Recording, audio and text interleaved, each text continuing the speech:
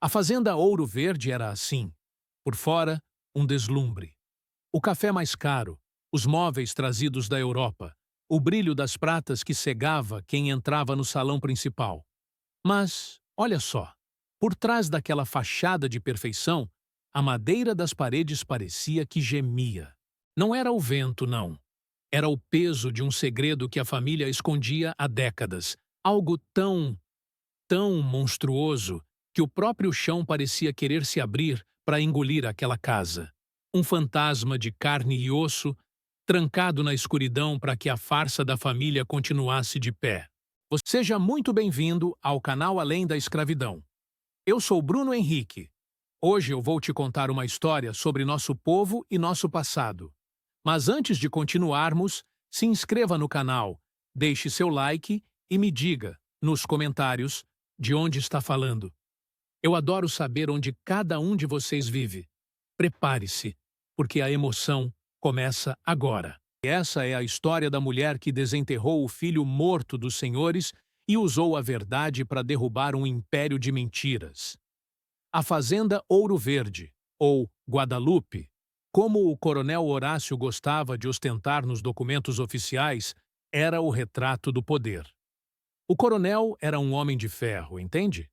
Daqueles que acham que o nome da família é sagrado e que qualquer mancha precisa ser apagada, custe o que custar. E assim a Clementina, bom, ela era o espelho dele. Uma mulher que vivia de aparências, obcecada pela pureza da linhagem. Para ela, a beleza era uma bênção, e a imperfeição era um castigo de Deus que precisava ser escondido do mundo. Eles tinham tudo. Terras a perder de vista, o respeito, ou melhor, o medo da vila toda. E um herdeiro, o Caio, que era o orgulho da casa. Um rapaz forte, bonito, o futuro dono de tudo. Mas a Mariana sabia que aquela paz era mentirosa. Ela trabalhava na casa grande, limpando o que os outros sujavam, e ela tinha essa mania de observar os detalhes. Ela via a sinhá Clementina entrar naquele quarto no fim do corredor com um olhar de pavor misturado com culpa. Ela ouvia os sussurros do padre Eusébio, que vivia trancado no escritório com o coronel, falando sobre o fardo que a providência enviou. O que seria esse fardo? O povo da senzala falava de assombração, de almas penadas que choravam à noite. Mas Mariana não acreditava em fantasma que comia. E ela via, de vez em quando, bandejas de comida sumindo para dentro daquele quarto. A rotina da fazenda era um teatro bem ensaiado. O coronel mandava, a sinhá fingia que era santa, e o padre abençoava a mentira. Era uma engrenagem perfeita, movida pelo suor e pelo sangue de gente como a Mariana. Mas a verdade, sabe como é? A verdade é como uma planta que cresce no escuro. Ela vai forçando as pedras até achar uma fresta de luz. E Mariana era essa fresta. Ela era inteligente, guardava cada palavra ouvida atrás das portas, cada olhar desviado. Ela sabia que o poder do coronel era construído sobre um cemitério de segredos. Naquela tarde, o silêncio na casa era absoluto. O coronel tinha saído para negociar gado. A sinhá estava no jardim. E a casa parecia que estava segurando o fôlego. Mariana estava com o balde e o pano, mas os pés dela a levaram para o lugar onde ninguém podia ir. O corredor da ala leste era frio, mesmo no calor do meio-dia. As paredes pareciam que apertavam a gente, sabe? E lá, no fundo, a porta de carvalho escuro. A porta que nunca abria. Mas naquele dia, por um erro humano, por um cansaço da mucama que levava a comida, ou, quem sabe, por um plano do destino, a chave estava lá. Mariana parou. O coração dela batia tão forte que ela achou que os senhores iam ouvir lá do jardim. Ela pensou em voltar. Ela sabia que, se fosse pega, o castigo seria o pior de todos. O coronel não perdoava quem mexia nas suas gavetas. Imagina quem mexia nos seus segredos. Mas a curiosidade, ou melhor, Aquele senso de justiça que ela carregava no peito falou mais alto. Ela estendeu a mão. A mão tremia, sabe? O suor frio escorria pela testa. Ela girou a chave. O som do metal rangendo pareceu um grito de socorro.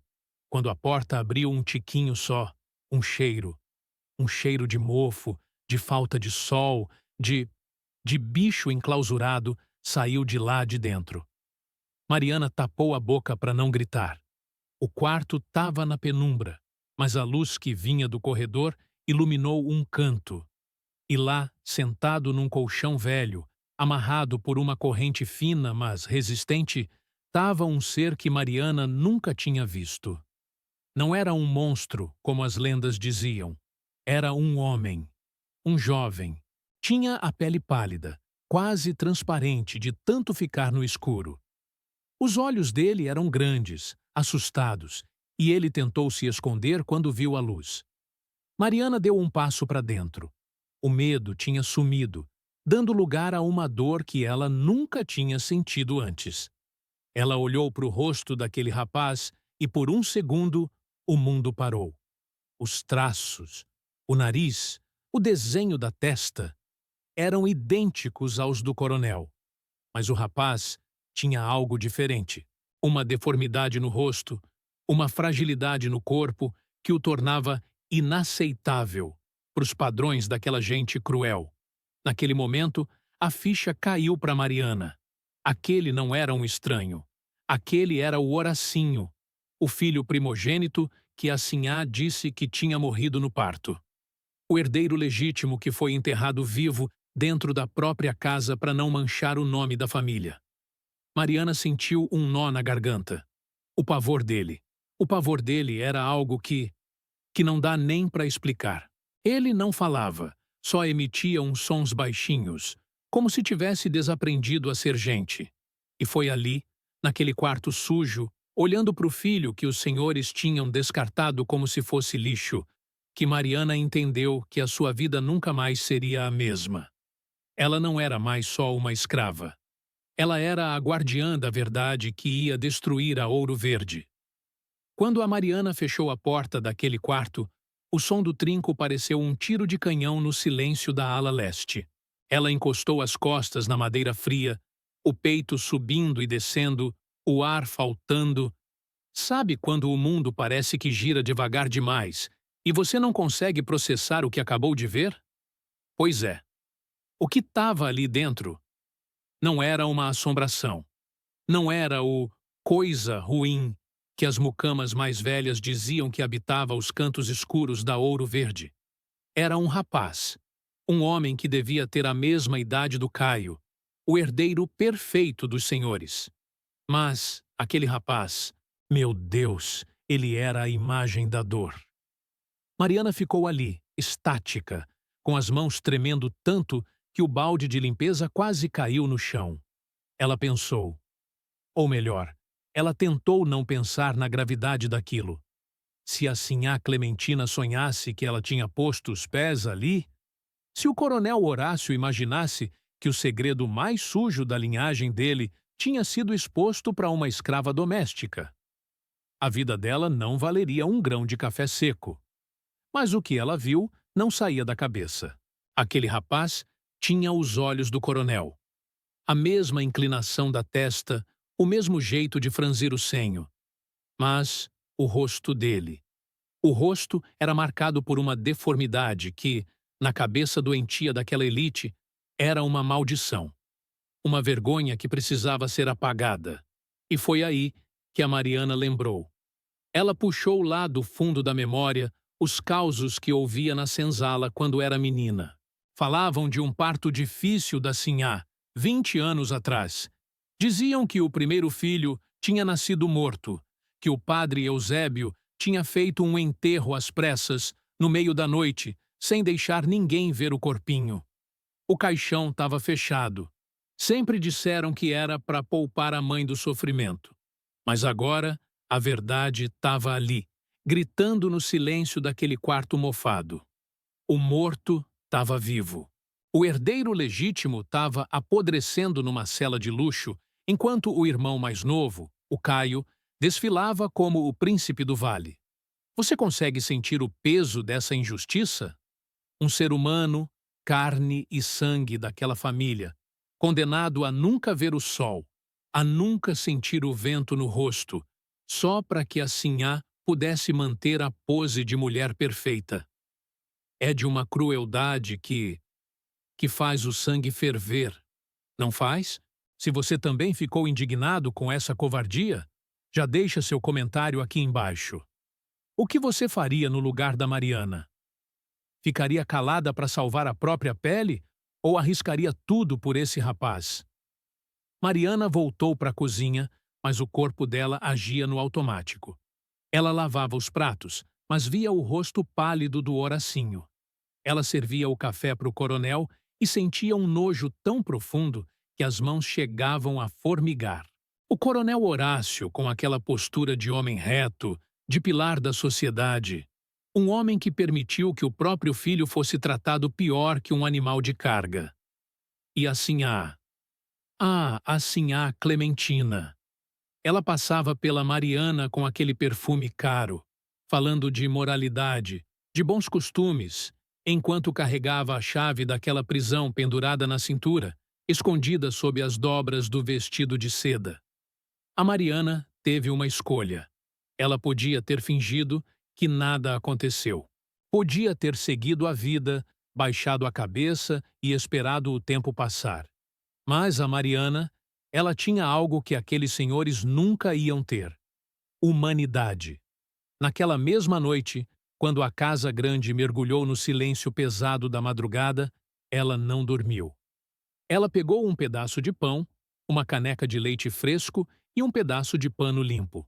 O coração dela era um tambor batendo no peito. Cada tábua que rangia sob seus pés parecia um grito de traição. Ela voltou ao quarto. A chave ainda estava lá. A Sinhá, na sua arrogância, achava que ninguém teria a audácia de desafiar suas ordens. Quando a Mariana entrou, o rapaz se encolheu no canto. Ele não conhecia o carinho, entende? Para ele, qualquer pessoa que entrava ali trazia ou comida fria ou indiferença. Mas a Mariana se aproximou devagar. Ela não falou nada, só estendeu a caneca de leite. Os olhos dele... Os olhos dele brilharam com uma confusão tão grande que a Mariana teve que morder o lábio para não chorar ali mesmo. "Bebe, meu filho." Ela sussurrou, a voz falhando. "Ninguém vai te fazer mal hoje." Enquanto ele bebia, com as mãos trêmulas, a Mariana reparou num detalhe. No braço dele, perto do cotovelo, tinha uma marca de nascença, uma mancha escura, em formato de meia-lua. Era a mesma marca que a Sinhá Clementina escondia com as luvas de renda e as mangas compridas. Não tinha mais dúvida.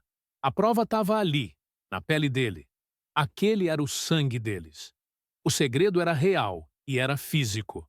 A partir daquele dia, a Mariana começou a viver uma vida dupla. De dia, ela era a escrava obediente, a sombra que limpava o chão. De noite, ela era a única ligação daquele rapaz com o mundo dos vivos.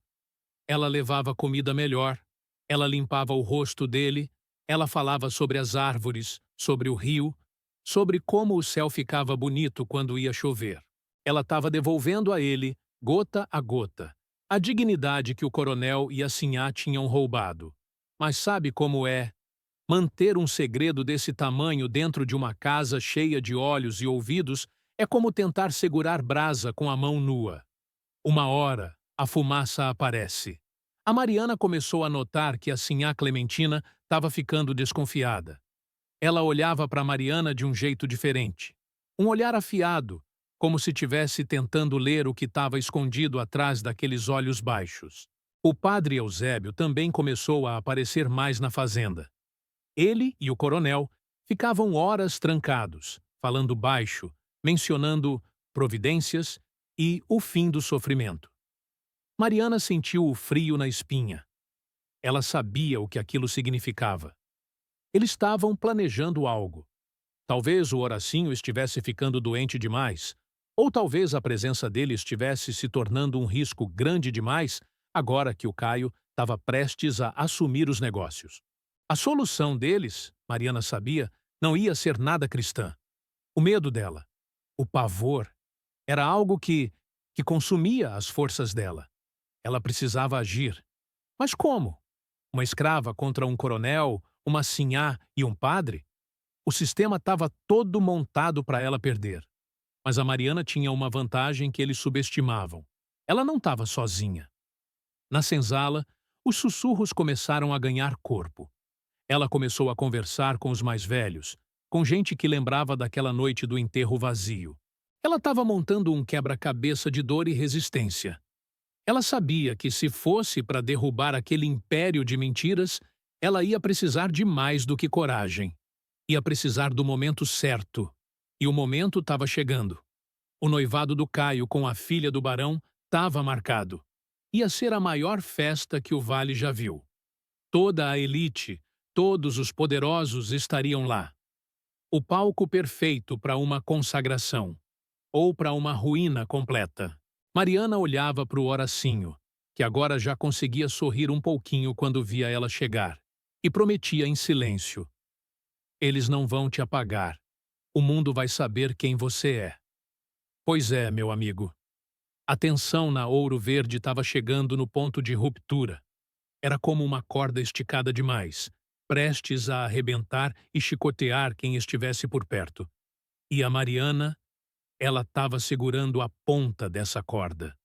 O tempo é um bicho engraçado, não é? Para quem está no sol, vivendo a vida, ele voa. Mas para quem está no escuro, esquecido pelo próprio sangue, cada minuto é uma eternidade que arrasta as correntes na alma. 20 anos. Foram 20 anos que o Horacinho passou naquele quarto. Você consegue conceber o que é isso? 2 décadas sem saber o que é o calor do sol na pele. Sem ver o verde das matas que davam nome à fazenda. Enquanto isso, do lado de fora daquela porta de carvalho, a vida na Ouro Verde seguia como se nada tivesse acontecido. Como se a mentira fosse a verdade mais sólida do mundo. O contraste era de doer no peito. De um lado da casa, o Caio.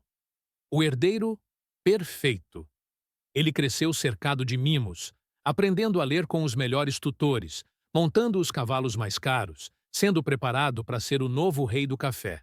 O coronel Horácio olhava para ele com um orgulho que chegava a dar nojo, sabe? Porque aquele orgulho era alimentado pelo sacrifício do filho que ele escolheu apagar. E a sinhá Clementina, ela desfilava pelos salões com seus vestidos de seda, organizando jantares, rindo com as outras damas da sociedade, como se não houvesse um pedaço de si mesma apodrecendo a poucos metros de distância. Era uma vida de cristal, bonita de ver, mas que qualquer toque da verdade podia estraçalhar. E a Mariana estava ali, no meio desse furacão silencioso. Ela agora vivia em 2 mundos. Durante o dia, ela servia o café para o Caio, limpava as botas do coronel e ouvia as ordens ríspidas da sinhá. Mas o pensamento dela estava lá na ala leste. Ela via a hipocrisia em cada gesto. Ela via o padre Eusébio chegando para jantar, abençoando a mesa, falando de caridade e amor ao próximo, enquanto os olhos dele desviavam do corredor proibido. Mariana sentia uma revolta que queimava por dentro. Como é que gente que se diz de Deus consegue dormir com um crime desses debaixo do mesmo teto? Os meses foram passando e o segredo da Mariana estava ficando pesado demais. Ela continuava as visitas noturnas, levando não só comida, mas humanidade para o Horacinho. Ela começou a notar que ele, apesar de tudo, era inteligente. Ele entendia o que ela falava. Ele chorava quando ela contava sobre o mundo lá fora. E a Mariana, ela começou a ver as semelhanças ficarem cada vez mais gritantes. O jeito que ele inclinava a cabeça quando estava confuso era igualzinho ao do coronel. A marca de nascença no braço, aquela meia-lua que a sinhá escondia com tanto fervor, estava lá, viva, na pele pálida do rapaz. Mas A tensão estava chegando num ponto que o ar parecia eletrizado. E teve aquele dia que quase tudo foi por água abaixo. Sabe aquele frio que sobe pela espinha quando você sabe que a morte está perto? Mariana estava no quarto do Horacinho. Ela tinha levado um pouco de doce de abóbora que tinha sobrado da cozinha, tentando dar um pouco de alegria para o rapaz.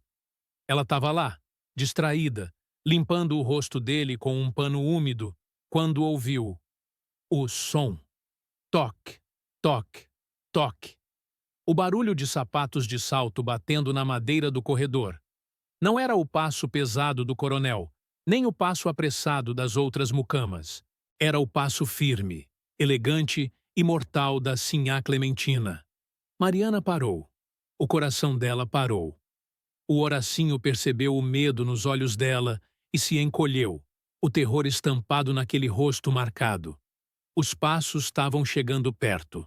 A maçaneta da porta começou a girar. Mariana não tinha para onde correr. O quarto era pequeno, cheio de sombras, mas sem esconderijo. Ela se enfiou atrás de uma cortina velha e pesada que cobria uma janela lacrada com tábuas. Ela prendeu a respiração.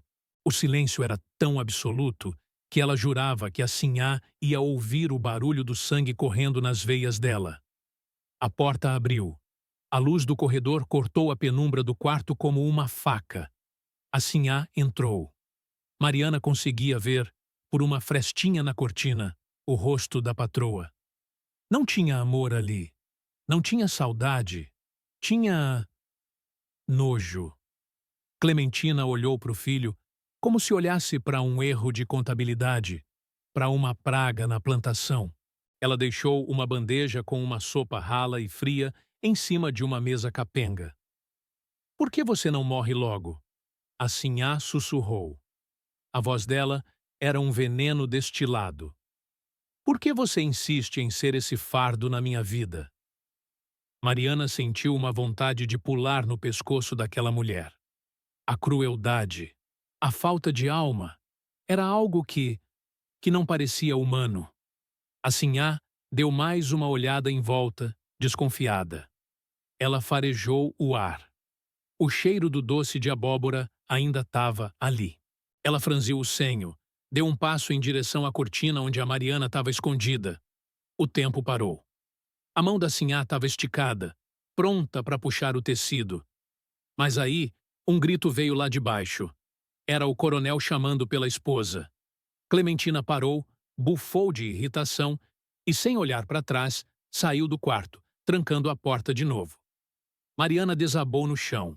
O suor escorria pelo corpo todo. Ela olhou para o Horacinho e viu uma lágrima descendo pelo rosto dele. Naquele momento, a Mariana entendeu que não dava mais para esperar. O quase flagrante foi o aviso final. A saúde do rapaz estava definhando, o ódio da sinhá estava crescendo e a farsa da família estava prestes a ser selada com o casamento do Caio. A fazenda estava um alvoroço. O casamento com a filha do barão ia ser em poucas semanas. O coronel estava gastando fortunas. O padre Eusébio estava preparando o sermão mais bonito da história. E a sinhá estava no auge da sua glória. Mas Mariana estava tecendo uma teia diferente. Ela começou a conversar com o Sebastião, um escravo velho que cuidava das cavalariças e que estava na fazenda na noite do tal enterro.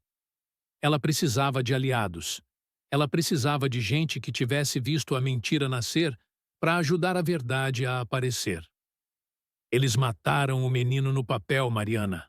O velho Sebastião disse, com a voz rouca de anos de silêncio. "Mas o sangue clama da terra. Ou melhor, das paredes daquela casa. A urgência, a necessidade de agir. Era como um fogo que não apagava. Mariana sabia que o estopim estava vindo. O casamento não ia ser só uma festa. Ia ser o julgamento final da Ouro Verde. E ela, a visionária silenciosa, ia ser a juíza. Você consegue sentir a pressão? Imagina viver com essa bomba relógio nas mãos, sabendo que um passo em falso significa a sua morte e a morte daquele rapaz inocente.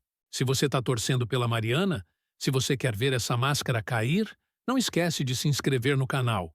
A justiça demora, mas quando ela vem, ela vem com a força de uma tempestade. O dia do casamento do Caio. Olha, eu já vi muita festa bonita nessa vida, mas nada se comparava ao que o coronel Horácio montou na Ouro Verde. Era como se ele quisesse usar o brilho daquelas pratas e o perfume daquelas flores para sufocar qualquer rastro de podridão que ainda restasse no ar. A elite do vale estava toda lá. Barões, comendadores, madames com joias que valiam mais que a vida de 100 homens. Todos rindo, bebendo o melhor vinho, celebrando a união das duas famílias mais poderosas da região. O sol estava radiante, mas para Mariana, aquele sol parecia um carrasco esperando a hora de agir. A fazenda estava um formigueiro. Escravos correndo para lá e para cá com bandejas, músicos afinando os instrumentos, o padre Eusébio com sua batina mais nova, distribuindo sorrisos e bênçãos como se a sua alma estivesse limpa. Mas, por trás daquela alegria toda, a Mariana sentia o peso da chave no seu bolso. Ela tinha conseguido a chave definitiva. Não era mais um descuido da Sinhá. Era o destino entregando a ferramenta da justiça. Ela olhava para Sinhá Clementina, que estava deslumbrante num vestido de seda azul, a personificação da pureza e da elegância, e sentia um nó no estômago. Como é que alguém consegue sorrir daquele jeito sabendo que, a poucos metros dali, o próprio filho estava definhando na escuridão? O plano da Mariana era perigoso. Era um suicídio, se você parar para pensar. Mas ela não estava mais pensando nela. Ela olhava para o Horacinho que ela tinha visitado na calada da noite anterior e via nele a imagem de todos os oprimidos, de todos os segredos que os poderosos tentam enterrar. Ela sabia que, se o Caio se casasse e assumisse a herança, o destino do Horacinho seria a morte. O coronel e a Sinhá não iam deixar aquela mancha viva por muito mais tempo. Era agora ou nunca. A cerimônia estava prestes a começar no grande salão da casa. O altar estava montado, as velas acesas, o cheiro de lírios era tão forte que chegava a dar tontura. O Caio estava lá na frente, orgulhoso, esperando a noiva. O coronel Horácio, ao lado dele, parecia um rei. Mas a Mariana não estava na cozinha. Ela não estava servindo vinho. Ela estava no corredor da ala leste. Ela abriu a porta do quarto proibido. O Horacinho se encolheu, assustado com a claridade que entrava, mesmo sendo apenas a luz das tochas do corredor. "Vem, meu filho", ela disse, a voz firme como nunca. "Hoje você vai conhecer a sua família. Hoje o mundo vai saber quem você é." Ele estava fraco, sabe? As pernas tremiam. Ele mal conseguia ficar de pé. Mariana teve que praticamente carregar ele. Foi uma caminhada lenta, dolorosa. Cada passo que eles davam no corredor parecia que a casa inteira tremia. O som da música lá no salão ia ficando mais alto. O som das risadas, do tilintar das taças de cristal. Mariana guiava aquele rapaz pálido, com roupas que ela mesma tinha tentado limpar, mas que ainda carregavam o cheiro do abandono. Quando eles chegaram na porta lateral do salão principal, Mariana parou por um segundo. Ela viu o brilho, viu a hipocrisia em cada rosto ali presente. Ela viu o padre Eusébio abrindo a Bíblia para começar a cerimônia. O silêncio caiu sobre os convidados. Era o momento solene, e foi nesse silêncio que a Mariana agiu. Ela empurrou as portas duplas com toda a força que tinha. O estrondo das portas batendo na parede ecoou como um trovão. Todas as cabeças se viraram ao mesmo tempo. No começo, ninguém entendeu. Viram apenas a Mariana, uma escrava doméstica, de pé no meio da entrada. Mas aí, os olhos de todos desceram para a figura que ela segurava pelo braço. O choque foi imediato. Foi como se o ar tivesse sido sugado do salão. O Horacinho piscando os olhos, tonto com tanta luz e tanta gente, parecia uma aparição. A pele dele era de um branco doentio, os cabelos compridos e desgrenhados, o corpo magro demais. Mas o rosto... Ah, o rosto não deixava dúvidas. O silêncio que se seguiu foi o mais pesado que eu já ouvi falar na história desse país. Ninguém respirava. O coronel Horácio ficou pálido, a cor fugindo do rosto dele como se ele tivesse visto a própria morte. A sinhá Clementina... Ela soltou um grito abafado, a mão indo direto para o pescoço, onde a marca de nascença estava escondida sob a renda. "O que é isso?" Alguém lá no fundo perguntou, a voz trêmula. Mariana deu um passo à frente, guiando o Horacinho para o meio do salão, bem na frente do altar, bem na frente de toda a elite do vale. "Esse aqui", Mariana disse, e a voz dela não era mais a voz de uma escrava submissa, era a voz da própria justiça. "Esse aqui é o Horácio Filho, o primogênito, o verdadeiro herdeiro desta casa, que os senhores disseram que nasceu morto, mas que mantiveram trancado como um bicho por 20 anos. O burburinho começou, baixo, como um enxame de abelhas. A sinhá Clementina tentou avançar. "Tirem esse monstro daqui!" Ela gritou, a voz histérica, perdendo toda a pose de dama. "Mariana, você enlouqueceu. Isso é uma armação. Esse ser não é nada meu." Mas a Mariana não recuou. Ela puxou a manga do rapaz, revelando o braço pálido. E lá estava ela, a marca de nascença, a meia-lua escura, idêntica à da sinhá. "Olhem bem!" Mariana gritou, apontando para o braço dele e depois para sinhá. "Olhem para a marca! Olhem para os olhos dele! Ele tem o sangue do coronel e a marca da sinhá." Eles enterraram um caixão vazio para esconder o que eles chamavam de maldição, só para manter a imagem de família perfeita. O coronel Horácio tentou falar, mas a voz não saía. Ele olhava para o filho que ele condenou ao esquecimento, e o que ele via não era um monstro. Ele via a si mesmo. Ele via o crime que ele cometeu contra o próprio sangue. Ele desabou na cadeira, os olhos perdidos, a autoridade dele escorrendo pelo chão junto com o vinho que alguém tinha derrubado. O Caio, o irmão mais novo, estava em choque. Ele olhava para o Horacinho, depois para os pais, e a verdade começou a queimar na mente dele. Toda a vida dele, toda a riqueza, todo o futuro, tudo era construído em cima do sofrimento daquele rapaz que agora tremia no meio do salão. E o padre Eusébio... Ah, o padre! Ele tentou se esconder atrás do altar, mas Mariana apontou o dedo para ele também. "E o senhor, padre? O senhor que abençoou a mentira?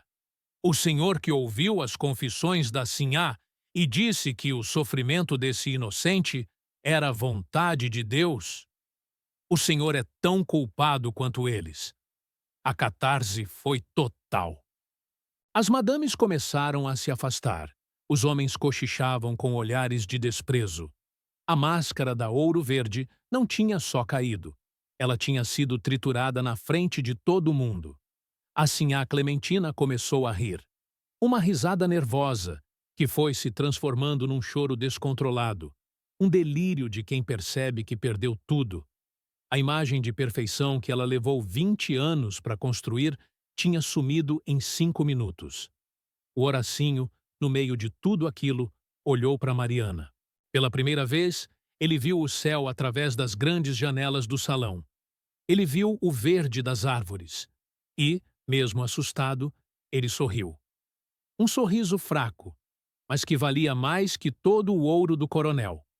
A justiça tinha sido servida, não pela mão da lei, que naquela época era cega para os crimes dos poderosos, mas pela mão da verdade.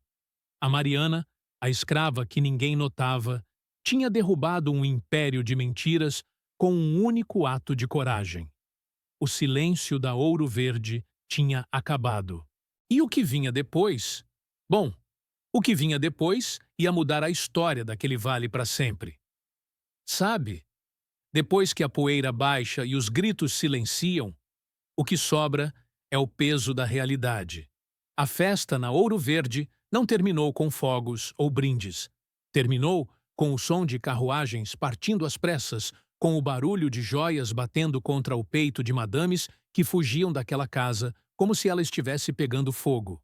E, de certa forma, estava. O fogo da verdade tinha sido aceso pela Mariana, e ele não ia parar até consumir cada viga de madeira daquela fazenda maldita. O que aconteceu depois, olha, é de arrepiar. A sinhá Clementina, aquela mulher que vivia para ser o centro das atenções, que não admitia uma mancha no vestido, não aguentou o peso da própria máscara estraçalhada. Dizem que, nos dias que se seguiram, ela não conseguia mais olhar para um espelho. Ela via neles não a beleza que tanto cultivou, mas o rosto do filho que ela tentou apagar. Ela foi perdendo o juízo, sabe? Começou a vagar pelos corredores da ala leste, falando sozinha, pedindo perdão para paredes vazias. O coronel Horácio. Bom, ele tentou usar o dinheiro para abafar o escândalo, mas a honra dele tinha virado fumaça.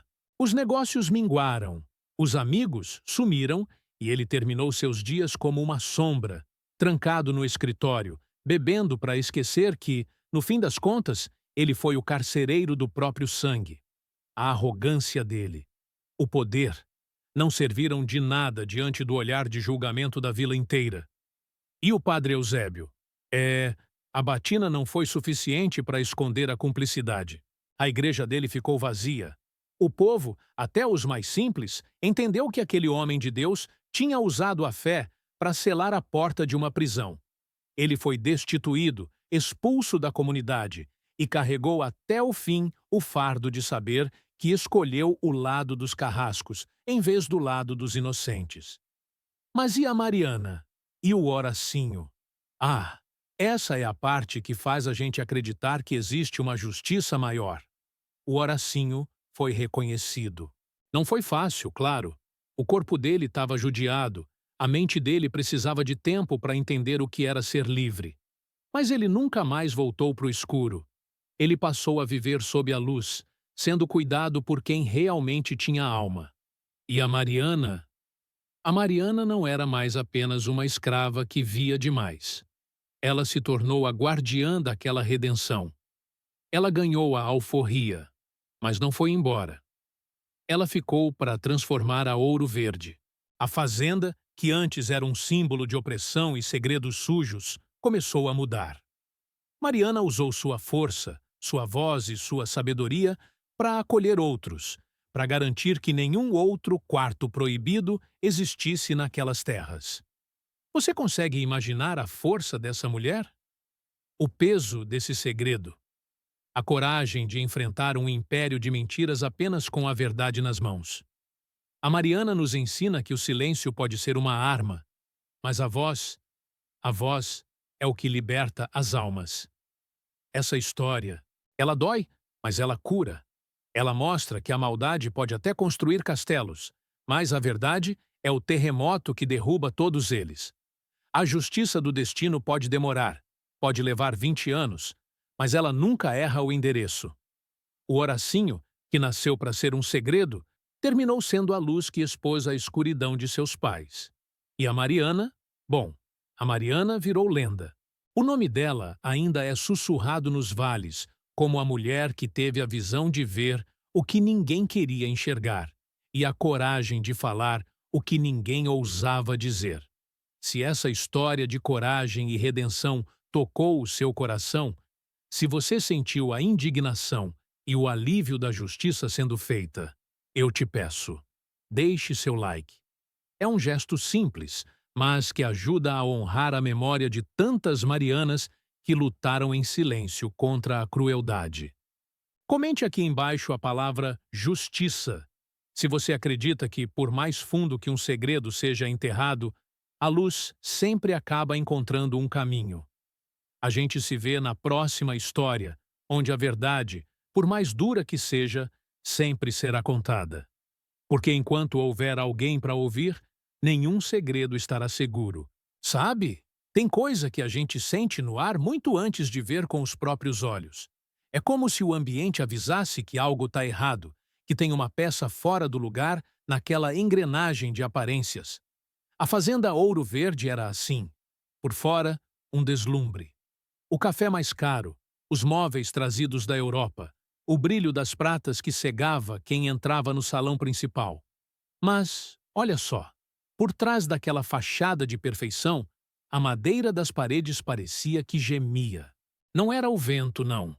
Era o peso de um segredo que a família escondia há décadas. Algo tão monstruoso que o próprio chão parecia querer se abrir para engolir aquela casa. E tudo começou a ruir por causa de um detalhe, um descuido. A Mariana a Mariana era o tipo de mulher que você não dava nada por ela se olhasse rápido. Silenciosa, cabeça baixa, sempre com o pano de prato no ombro. Mas os olhos dela... Ah, meu amigo, aqueles olhos não perdiam nada. Ela era a visionária silenciosa da senzala. Enquanto a sinhá Clementina desfilava sua arrogância pelos corredores, a Mariana lia os rastros. Ela percebia quando o prato de comida saía da cozinha e não ia para a mesa dos senhores. Ela notava o rastro de medo no rosto das mucamas mais velhas quando passavam perto da ala leste.